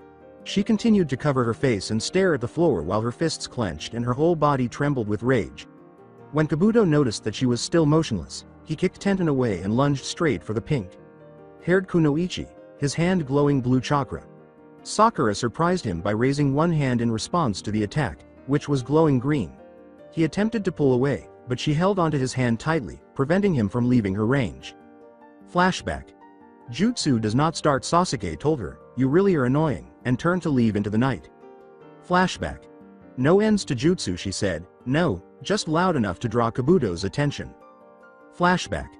Jutsu does not start, Yugito told her in a patronizing manner, "You need to get your priorities straight, girly." Flashback. No ends to jutsu. Number more. Sakura cocked her free fist back, her head leaping up. Okasho. Before the punch abruptly struck Kabuto's face, his eyes widened. He then flew backwards at a frightening speed, sailing over the platform's edge and continuing until he struck the far wall, creating a rather deep crater in it. Everyone halted when Kabuto was struck, allowing Sasuke to stare in shock as he saw the one emotion behind the Kunoichi's eyes. Rage. He coughed up some blood and knew from the sensation that his jaw was broken. She leapt from her position in the direction of the Megaton Hammer's location in the platform's crevice. She picked up the hammer without losing speed and abruptly vanished, startling everyone in the room with her speed. She came back up behind the big snake and struck his face with the hammer.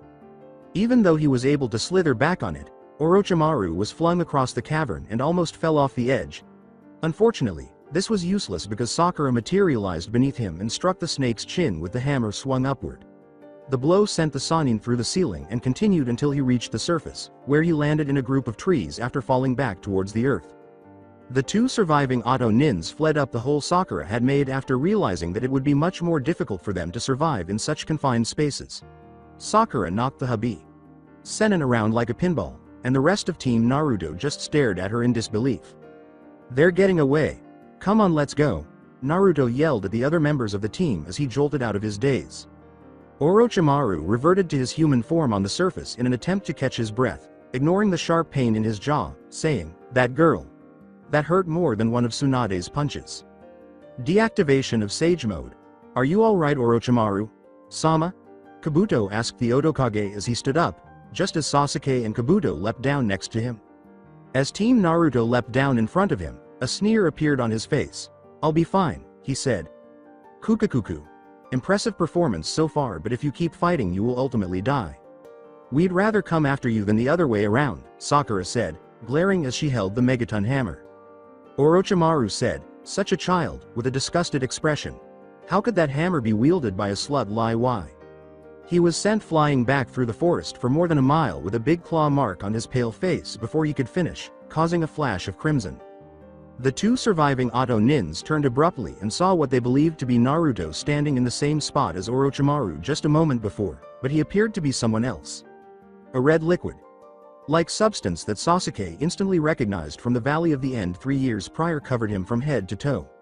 The liquid resembled an eagled fox with a single red tail. "Never say that again, Teme, because if you do I'll rip out your goddamn throat." Rock Country. Unknown place. Naruto growled and yelled at Sasuke and Kabuto, "Never say that again, Teme, because if you do I'll rip out your goddamn throat." Kabuto wasn't as fortunate and was blown off his feet, but the Uchiha was able to avoid it. The medic. Nin thought, balancing himself, "We never imagined it would turn out like this." As the mistress of the weapon next to her covered her mouth and coughed a little as the air thickened, Sakura gaped at the red-eyed blonde. Naruto?" she asked. "So this is the Kyuubi no Kitsune's power," Sai and Yamato pondered somberly. "Why am I trembling? What is this feeling?" Lee asked himself, attempting to stop his hands from moving. The flames of youth are not present, but it is hot. Suddenly, chakra burst out of Naruto's body once more, creating 2 more tails this time, for a total of 3 power tails. The words, "Chakra no Mesu," were spoken as Kabuto leapt forward, his hand glowing a vivid blue. However, Naruto roared at him as he was within a few feet, sending a huge shockwave in all directions that blew him away quickly. He did that with chakra alone. Kabuto crashed through a number of trees before striking a big boulder, which broke a moment later. Fuck. As he attempted to repair the harm he had received, he coughed up some blood, and that was just with 3 of the Kyuubi's tails. Namikaze Uzumaki. Naruto is deep in his mindscape, standing in front of a big metal gate with a piece of paper in the middle that has the kanji word, seal, written on it. A big, smiling fox with 9 hideous tails was standing behind the gate, cage. A triad symbol glowed green on the blonde's hand as he gripped his head and felt the water beneath him bubble continuously. His thoughts were filled with images of graduation day, Team 7, Wave, the Chunin exams, fighting Haku, fighting Neji, fighting Gaara, looking for Tsunade, fighting Kabuto, and pursuing Sasuke. A lifetime promise. "Yes. Surrender to me and I will kill those that have harmed you," he said, his eyes opening as the surrounding water started to bubble uncontrollably. As he watched the green light from the symbol grow dimmer and dimmer, the Kyuubi smiled. The fox growled in frustration as a voice said, "Who would have thought something like this was locked in someone like you?" Kyuubi growled as it struck its cage, "Of course you'd be able to see me here, Uchiha, with those abominations you have for eyes. It looks like this isn't the first time you've seen these eyes. No matter, you won't interfere," said Uchiha Sasuke as he approached the cage, passing only a few feet away from Naruto. "Those damn eyes with chakra far fouler than my own. They remind me of Uchiha Madara," the fox said as it attempted to attack him through the bars. Smiling, Sasuke raised his hand to block the fox's power and asked, "Am I supposed to know that name?" Luckily or sadly, he didn't make it that far. To stop it from suppressing the demon fox, a figure dress wearing a black trench coat grabbed his arm. Sasuke was shocked to see someone else here, but his eyes widened even more when he realized it was Naruto and no one else. He snapped his head around and saw that the Naruto he had just passed was still standing there, his eyes glassy, and the mark on his hand faded. The figure said, "This is not your mind, Uchiha," in a haughty and malignant tone. Sasuke said, "You're not Naruto," as he turned to face the impersonator. "Who the hell are you?" His pupils were slitted like the Kyuubi's were still in its cage, and his eyes were blood red. "You're wrong. I am Naruto and he is me. Or should I say, I'm everything he isn't," he said. "I suppose you could call me a Dark Naruto?" Sasuke's, "And in here I'm God," was blown back by a sudden chakra burst. "Get out of my head," Dark Naruto said, lifting his hand in his direction. A tremendous burst of chakra blasted the Uchiha out of the mindscape. Kyuubi chuckled and said, ha ha ha ha. So you managed to manifest yourself, boy. Now release me. Remove this damnable seal. Not a chance in hell, but I will let you out on parole just this once, Dark Naruto said with a sly smile. While the original Naruto stood there with his eyes still glassy, the chamber suddenly filled with bubbling water. Yugito yelled in mild panic, guys, we should leave now, as the air suddenly became much thicker. Yamato stated, I can still suppress Kyuubi's chakra, as he watched a new chakra tail form. You can't. It's utter suicide to go near him when he's in this state, Yugito advised him. We need to get out of here right now. Then, as if it were being torn apart, Naruto's skin began to peel off. He screamed loudly as his blood combined with Kyuubi's Yuki to form a sphere around himself. Then, as Sasuke activated his second stage curse seal and lifted his wings into the air, the team followed Yugito's advice and ran out of the area. Orochimaru laughed and then gave his apprentice a suspicious glance. My, you've become a nice little Jinchuriki, haven't you, Naruto-kun? Orochimaru asked. Why didn't you suppress the fox with your Sharingan? There was someone or something else in there besides the Kyuubi. It blew me out, the Uchiha snarled in exasperation. The hubby. Sennin, who had never heard of two entities sealed in one person before, inquired curiously, something else. When Sasuke told him, it was another Naruto with the eyes of the Kyuubi. Before Orochimaru could finish speaking, a huge shockwave erupted from the sphere's position. With terrible force, the sphere burst, destroying the surrounding terrain and turning everything within 10 miles into a crater. Tenten yelled, incoming, as he saw the shockwave rapidly approaching from behind. As he ran through many hand seals, Yamato skidded along the ground. Mokuton, Mokujoheki, he yelled as a half-domed wall of wood emerged from the earth. Just as the shockwave swept over them, blowing trees clear over the shelter, the Anbu captain yelled, get in cover, and the team moved behind it. Tenten trembled, what the hell was that? Sakura said, Naruto, as the shockwave subsided. The group cautiously exited the shelter and turned to face the middle of the now enormous crater. A human-sized crimson demon chakra fox with 4 swishing tails was located in the very center of the crater, suggesting that even Yugito was terrified of the situation. Its face was a black mask with an open white mouth and 2 pure white eyes. As it turned to face the Oto Nins, it smirked and let out a loud screech that sent tiny shockwaves in all directions. Tenten mumbled in horror, oh my god, upon seeing what could only be described as a miniature demon fox. Naruto? Sakura asked, her eyes wide as she stared at the creature in front of her, her mind attempting to compare it to the images of her devoted teammate and the class clown. Damn it, Yugito snarled, battering the neighboring shelter with her fist. Why did this have to happen? The extent of the fox's power, Sai observed, although the stifling aura made him tremble a little. Naruto-kun, for you to suppress something this unyouthful on a daily basis, Lee watched, gasping for air. No one could dispute that. Do not be careless, Sasuke-kun. This is the Kyuubi we are dealing with, said Orochimaru, who was lying on the ground and gazing up at the 4-tailed fox. The Uchiha hovered next to the hubby, Sennin, who stood. Sasuke smirked and spun his Sharingan. He's still a dobi.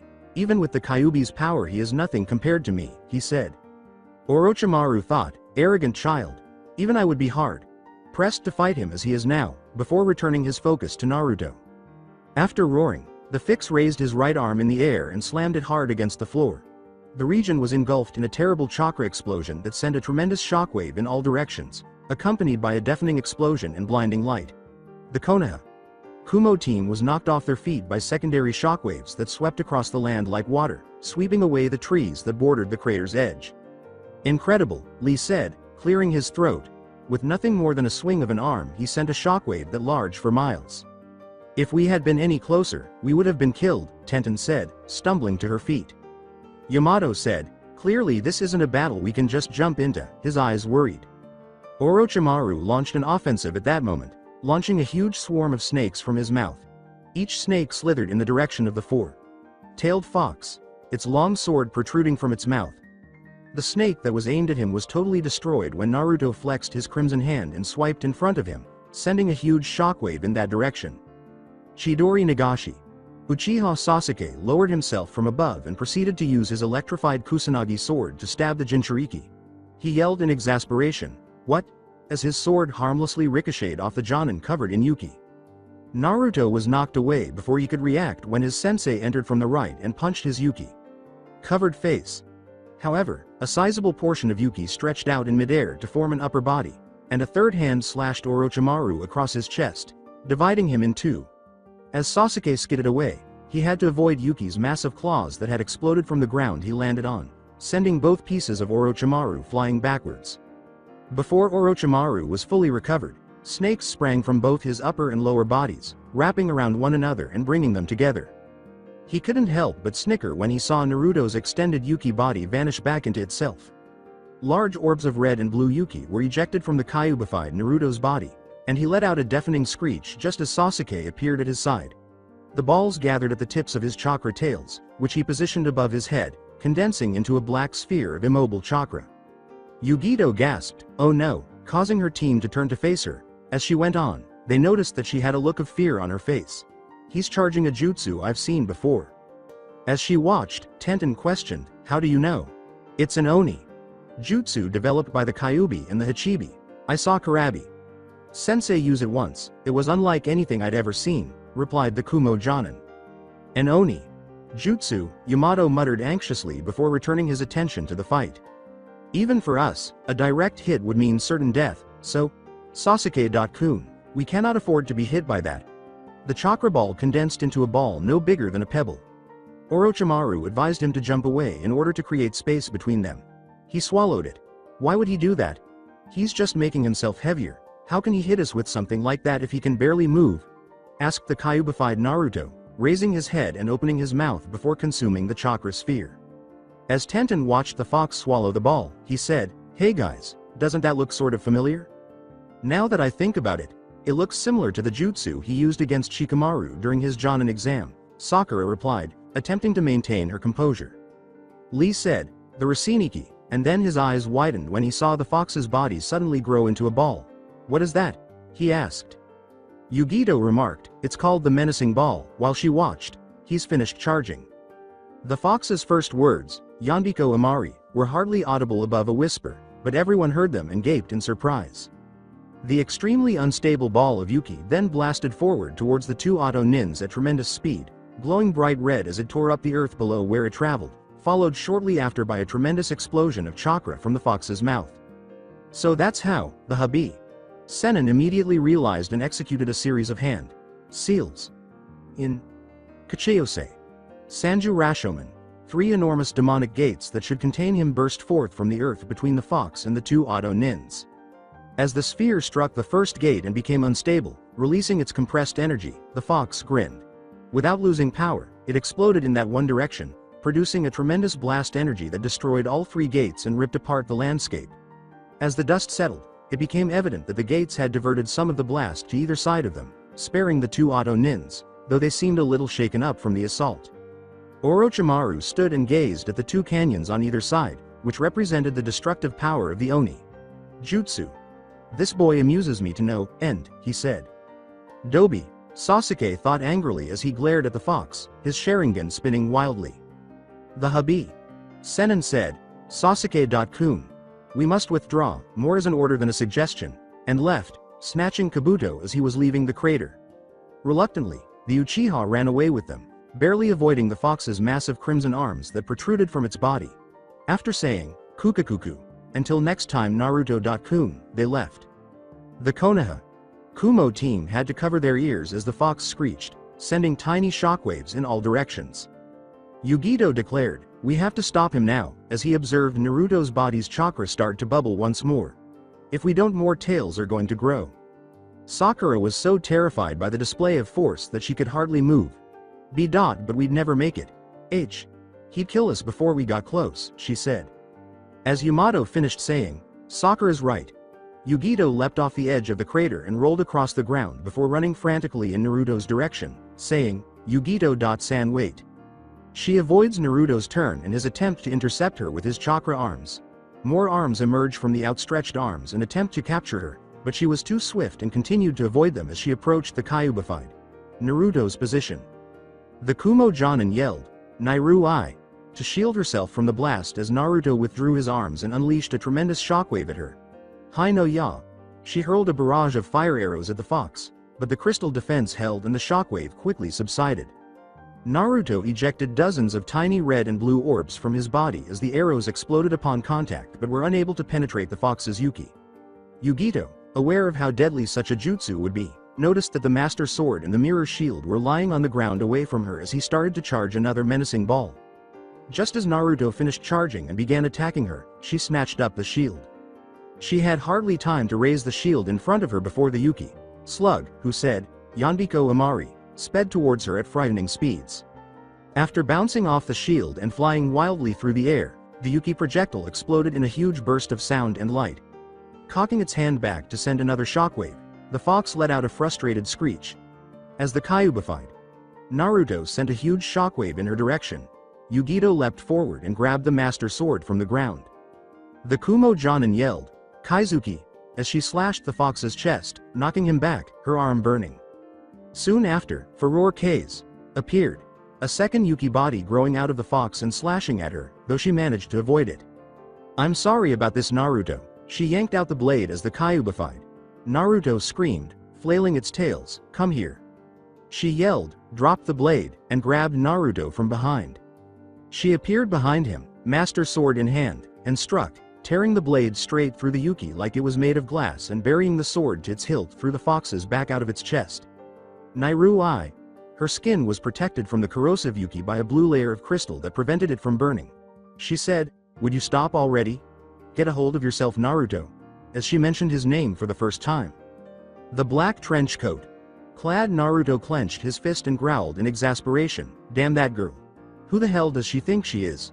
as the water in the mindscape started to calm down. "Ha ha ha ha," the Kyuubi said, laughing ominously from his enclosure. "Though I hate her, she's managed to make you hesitate, but what do you expect from the Princess of Lightning?" Dark Naruto stated, "It doesn't matter. We'll kill her now, more as a directive than a recommendation. Destroy her." "Foolish boy. I do not take orders from you," the fox said, narrowing its crimson eyes at him. The shadow bounded back, "This is my mind. And here I am God. You shall do as I command, Kyuubi no Kitsune." "You're nothing but an echo, little boy. Don't assume that I will take orders from something like you," Kyuubi said with a sly smile. Dark Naruto yelled angrily, "You will do as I command, instead." "Or you'll what? Attack me?" he asked mockingly as the room was suddenly filled with the intent to kill. The words, "It may lead to my death, but that girl seemed to have done something else," gave Kyuubi a dark laugh as its eyes flashed bright red. "He's awake," was all Kyuubi said as Dark Naruto snarled as he looked up at the demon, causing him to laugh even harder. The shadow's head lifted in recognition, and as he turned abruptly, Naruto, who was now fully recovered and wearing a red trench coat, delivered a forceful blow to his face. Before coming to a halt, Dark Naruto flew across the room at a high speed, slamming through the chamber wall and then passing through 3 more walls, 2 layers of concrete, and a large bowl of what looked like ramen. The blonde yelled, "And stay out," after he made a menacing fist gesture. "Ha ha ha ha," the Kyuubi said, laughing wildly at the strike. "I'll deal with you in a minute, you overgrown pile of fur," Naruto said, turning to face him and giving him a fierce look. Even though Kyuubi snarled at the remark, he kept laughing. He exclaimed, "Raseniki," as the shadow exploded outward from the wall hole, and he belched out a chakra sphere. The fox calmed down and continued to laugh. "Ha ha ha ha. I haven't seen something like that in a very long time," it said. The water began to drain from the chamber back behind the cage bars after the blonde gave him a fierce glare and waved his hand in front of him. "Back in your cage. You've caused enough suffering today," the blonde said. "You can't suppress me forever, mortal. Eventually I will break free, that's a promise," Kyuubi said, his features settling into a smirk. "Would you just hold still?" she yelled, attempting to keep Yugito pinned as the motionless Kyuubified Naruto trembled outside in the real world. "Well, what are you wait for? Suppress him already before he loses even more control," she said, guiding her to where the team was still standing. "Right," Yamato muttered as he leapt to his feet and ran in their direction. However, the crystal that had been shielding her body from harm abruptly vanished, and despite the fact that her skin was beginning to burn away, she held on to him. "Kitten!" The Nibi's voice cried as a layer of Yuki formed around her body, resembling a cat with a single purple tail. "What's happening?" Yugito inquired, feeling a surge of rage. She was thrashed inside her own cage when the cat said, "It's Kyuubi-kun and the boy." We're, Nibby gasped. Our anger is resonating with theirs. And then roared, her eyes glassy. Yugito exclaimed, "Why? Yamato, hurry," as a second tail started to grow on her shroud. Yamato ran through hand seals at a frightening pace, saying, I circa can't circa control M. Myself M. Much L. Longer, before a set of wooden spiked posts emerged from the ground and quickly encircled the two Jinchuriki. Hokage. Shiki Jijun Jutsu. Kakuon Nitten Suishu. Exclaimed the Anbu captain, slamming his hand into Naruto's Yuki. Covered chest as a series of large wooden spike posts erupted from the ground around them, and the kanji for seat appeared on his hand. Come on, he said as he withdrew it, leaving a long green thread of chakra between them. Before it appeared to retract from every part of Naruto's body and pull back towards his stomach, exposing his red, burned skin, the chakra began to bubble a little. The triad symbol on his hand was screaming all the time, and the necklace around his neck was glowing bright green. Yugito's triangle necklace and her own triangle symbol both shone blue, much like each other. Naruto, Yugito, Yamato said as the two Jinchuriki were freed from their wooden prison, the last of the Yuki being repressed and falling to the ground. Damn. The rest of the team soon followed. Sakura quickly began tending to the two, stating that, both of them have extensive burn damage, it will take a while for either of them to recover, while her hands were glowing green. With a sigh of comprehension, Yamato turned to Sai and asked, "What about Orochimaru and his cronies?" "I sent several of my inkbirds to track them but they've managed to escape," said Sai, simply shaking his head. Damn. Rock country. Unknown place. She felt as though pain had taken hold of her and was consuming her senses, but it passed quickly, leaving her exhausted. Her eyes flickered slightly as she tried to focus, and she groaned as her muscles ached. She blinked several times to get her vision to clear after forcing her eyes to open and seeing nothing but a brown blur all around her. This helped her recognize the room she was in, which turned out to be a hospital room. Not a good sign. She was able to sit up in bed groggily, and she noticed movement at another bed to her left. Sakura moved to her side and stopped her from moving, causing a blur of pink. "You're awake?" she asked. "Easy, you need to rest, you're still recovering." "What happened?" Yugito moaned as he lay back down. Sakura said, "You don't remember? Remember WH. Suddenly, pictures of the battle flashed through her mind. "Wait, Naruto. What happened to Naruto?" she asked. Sakura briefly displayed sadness before saying, "He's fine, just resting." "Thank God," Yugito sighed in relief. "Where are we?" she asked, shaking her head and looking around, not realizing the room they were in. Sakura replied, glancing at the other bed in the room in which Namikaze Uzumaki Naruto was staying. "We're in a house Yamato Taicho built for us using his wood manipulation. We got the medical beds when we asked Tsuchikage Sama because none of us thought it would be a good idea to use the Iwa hospital considering exactly who was injured," Sakura said. The Kumo-Jonin sighed, leaned her head back, and looked out the window. "I see," she said. "I was surprised when you ran out to stop him from losing any more control," Sakura said, turning away from the Kumo-Jonin as she did so. "I just did what was needed. Nothing more," Yugito said with a gentle smile and a plain tone. She sighed and rubbed her eyes to get rid of the sleep. But her words had a profound impact on the kunoichi with the pink hair. Flashback without jutsu start. The Kumo-nin simply smiled and said, "You can't give him what he needs. Someone like you could never understand him." No end to jutsu. Flashback as the memory struck. Sakura put her hand over her mouth. Flashback without jutsu start. "And what about you, huh? You think you can be with him? Huh? I said it before and I'll say it again. You can't give him what he needs," Yugito said, glaring at her in the midst of their argument. No end to jutsu. Flashback. "This is what she meant back then," she said, turning to face the bedridden girl who was now completely awake and gazing out the window, allowing the sun's rays to shine on her face. She abruptly said, "It was odd though, drawing the attention of the Konoha kunoichi. It shouldn't have happened." When Sakura noticed that the girl had turned her gaze away from Naruto's sleeping form, she asked in confusion, "What are you talking about?" With his gaze fixed on Naruto's form, Yugito asked her, "Have you met any other Jinchuriki? I have never heard of a Jinchuriki that transforms twice but still hasn't fully transformed." "Yeah, the cage, though after Akatsuki extract his Biju and the Suna elder Chiyo resurrected him, he is no longer a Jinchuriki," Sakura said, nodding despite her somewhat perplexed expression. The Kumo Jonin said, "Yes, I am aware of that incident. Have you ever witnessed him change?" "That was 3 years ago. He changed into a miniature raccoon before I was knocked out," Sakura said with a grudging nod. With sorrowful eyes, she turned to face Naruto's bed and said, "I never did thank him for saving me from Gaara that day." Now that he was looking at her, Yugito asked, "What about the Biju's full form?" I saw it a few months ago when the case cage was captured, though technically it was a copy," she continued. "Well, even if it was just a copy, it was still a full transformation, right?" After receiving a nod of approval, Yugito clarified, "Naruto's didn't.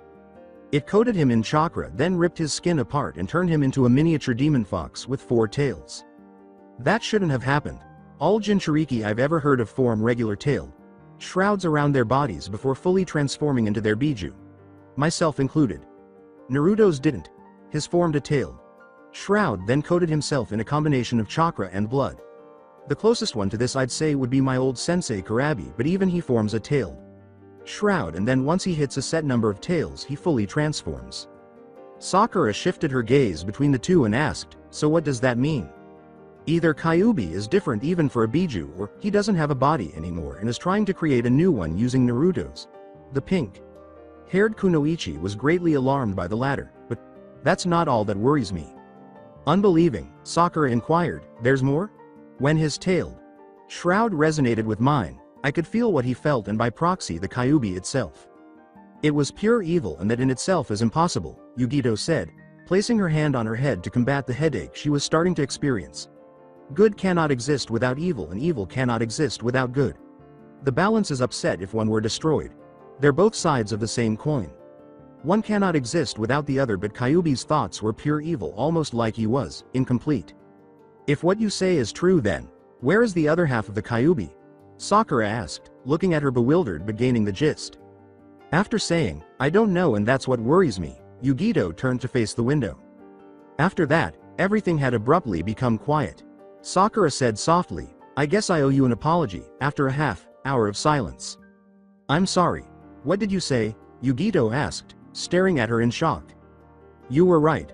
I couldn't give Naruto what he needed, and I'm sorry for how I've been treating you," the pink-haired Chunin said, glancing at her teammate who was still asleep. Yugito was about to reassure her when they heard a moan coming from the other bed. "Naruto? Are you awake?" Yugito asked. Our blonde hero opened one eye feebly after hearing another moan. "What happened?"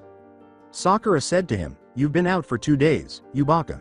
We've been worried about you," as his eyes opened up. In a desperate attempt to remember everything, Naruto questioned, "Wait, about the battle? Orochimaru, Sasuke, what happened?" "You don't remember?" Yugito inquired, perplexed, since he knew that unless there was a good reason, Gaara being a prime example, the host would still be conscious while a Biju was controlling them. He rubbed his eyes and replied, "I remember we pursued them to the surface, but after that, it's all a blank," before turning to face the blonde princess. "What exactly happened?" Yugito's honest response, "You lost control of Kyuubi and nearly killed everyone," caused Naruto's eyes to slightly widen in surprise. After a few moments of staring at her, Naruto clenched his fists and said, "Damn it." The Kumo Jonin informed him, "Thank goodness Yamato. Taicho was able to stifle the Kyuubi after the snake and his pets ran away." He asked in a terrified voice, "Did I hurt anyone?" Noticing that Yugito was also in a hospital bed. "I didn't hurt you, did I?" he asked. "I just hurt myself trying to hold you off long enough for Yamato to suppress Kyuubi's power," Yugito said, shaking her head. "Thank you," was the relief-filled sigh of our blonde hero. She waved it away. "Don't mention it. You'd do the same for me," she said. "Just remember you're paying for ramen when we get back." His eyes grew wide before he let out a loud, "No fair," whimper. For the first time, Sakura noticed how they behaved when they weren't on duty, and the blonde girl simply laughed in response. "I feel like a third wheel," she thought. "Naruto, there's something I have to tell you. It's about Sasuke," the pink-haired Chunin said again to get their attention after a few moments had passed and the room had fallen silent. "I'm sorry, Sakura-chan, but I don't think I'm strong enough to bring him back for you. Just why?" Naruto said, his eyes hardening as he lowered his head. The blonde was about to say, "I don't want you to bring him back for me anymore," when she was interrupted. What? He stammered. In fact, her words startled even Yugito. "The Sasuke we knew is dead. I refuse to believe that, and it nearly got us all killed." All that's left is a shell, Sakura clarified. But my promise. He stammered once more, losing his train of thought. You can't bring yourself to break a promise, but I can, she clarified. Your promise is null and void, Naruto. I'm sorry for all the trouble I've caused. There was a knock on the door before he could respond. Knock, Tenten said. Hello. Do you mind if I come in? As the door slowly opened. After receiving approval, she went inside and looked around the room, saying, I hope I'm not interrupting anything? Sakura stood up and said, No, we were just about finished here anyways. Tenten turned and said, I need a favor, Naruto, Taicho. The Konoha Jonin inquired, what kind of favor? The weapons mistress asked, Can you teach me the Kage Bunshin no Jutsu? Why? Maybe you don't know, but it's a kinjutsu. Technically I'm not supposed to teach it to anyone, said Naruto, who appeared taken aback by the request. I sort of needed to complete a jutsu I'm working on, Tenten said, appearing a little anxious. I'll have to get permission from Tsunade. Obaken, he said, avoiding punishment for referring to the Hokage as a grandmother for the first time. Tenten gave a thank you nod. Sakura had sneaked out of the room, but no one had noticed. Fire Nation. Hokage's office, Konoha. And that's everything, the team informed the Hokage when they got back to the village. Okay. Tsunade sighed, leaning back in her chair and closing her eyes. I guess the mission is a failure then. When Naruto told her, we're not giving up, they got away this time, but we'll get them eventually. The words, I know, were spoken by Tsunade with a slight smile. But for now I think you all need some time off, she said, opening her eyes to look at the team. The group glanced up at that. You're all tired. It's been a hard few weeks. Take the rest of the week off. Until further notice, Team Naruto is off the active list. No one actually voiced a complaint. She sighed and said, Is there anything else? She went on, Okay then, you're all dismissed. After they shook their heads. Can I do anything for you, Sakura? The team asked as they bowed before everyone, but Sakura left the room. The pink-haired Kunoichi appeared anxious about something, but Tsunade was unable to identify it. She eventually succeeded in leaving. If I may, Tsunade. Shisho, I'd like to request more training, she said. After noting the weapon during the report, the blonde woman sat back in her chair and raised an eyebrow, asking, Is this about the Uchiha or is it because of that hammer you have now? Sakura balled her fists as she considered what had transpired and felt the war hammer that now clung to her back as if it had always been there. I need to get stronger for both of those reasons. This hammer can only be wielded by me. When I handed it to Yamato, Taicho or Tenten or even Lee.Kun, they couldn't even lift it, let alone use it. For some reason only I can, and I don't want to be useless anymore, Sakura said. Okay, we'll finish your training, but honestly, I can barely help you from here on out. As for that hammer of yours, Konoha doesn't actually have anyone who uses a hammer in their fighting style. It's usually too big for a ninja to use, so they prefer to stick with smaller weapons like kunai or in Naruto's case a sword, but always a bladed weapon. Never a hammer, Tsunade said, glancing over her pupil and occasionally at the hammer itself before responding. Sakura nodded sympathetically. It's okay, I'll manage, since she would need to learn how to use the hammer herself. As the group left the tower, Yugito asked, So where are you guys going?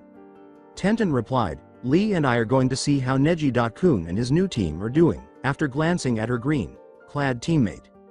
Naruto said, Say hi for me, and the mistress of the weapon nodded. Will do, she smiled and said. Lee looked around and asked, Hey, where's Sakura-chan? After noticing that someone was missing. Yeah, you're right. Where did she go? Yugito asked, looking around, as the majority of the team realized the two were gone. Sakura.san stayed back to speak with Hokage. Sama, Sai told them. Wonder why, our blonde hero thought. After bowing courteously, the Root Anbu agent vanished in a whirl of leaves. I must be leaving. My superiors will want a report from me in person, she said. Over her shoulder, Tenten yelled, We're leaving too. See you around, and pulled Lee away by his jumpsuit. Come by later and I'll teach the jutsu you wanted, Naruto said as he called the woman. With a sigh, he turned to face the man who had stopped him on the previous mission and said, Yamato. Can I ask a favor of you? With a slight shift of his helmet, the Anbu captain asked, And what would that be, Naruto.Kun? The blonde hero asked Yugito, Can you teach us something? With a nod. It would depend on your elemental affinities, Yamato thought for a moment. With regret, Naruto answered, I only have one, wind. The Kumo Jonin said, I got two, fire and lightning, from the side. You see, that's a problem for me. I'm a water and earth type, so to teach you those would be useless. He pondered the idea while holding his hand up to his chin. Kakashi. Senpai might be able to help you if we get him too. He does have a genin team now, last I heard. Naruto recalled. Kakashi. Sensei, because of his Sharingan, he's able to use all of the main elements, from his time under the man's control. He's a jack of trade but a master of none. Yamato's honest statement, that's not entirely true. He's mastered the lightning element to an insane degree, attracted Yugito's attention. She said, he could help me. The Anbu captain raised an eyebrow and inquired, with what? With that jutsu we saw the Uchiha use on our last mission, the Chidori Nagashi. So that's it for today. I hope you guys enjoyed it. Don't forget to like, share and subscribe to the channel for more awesome stories like this. Thank you. See you all in my next video.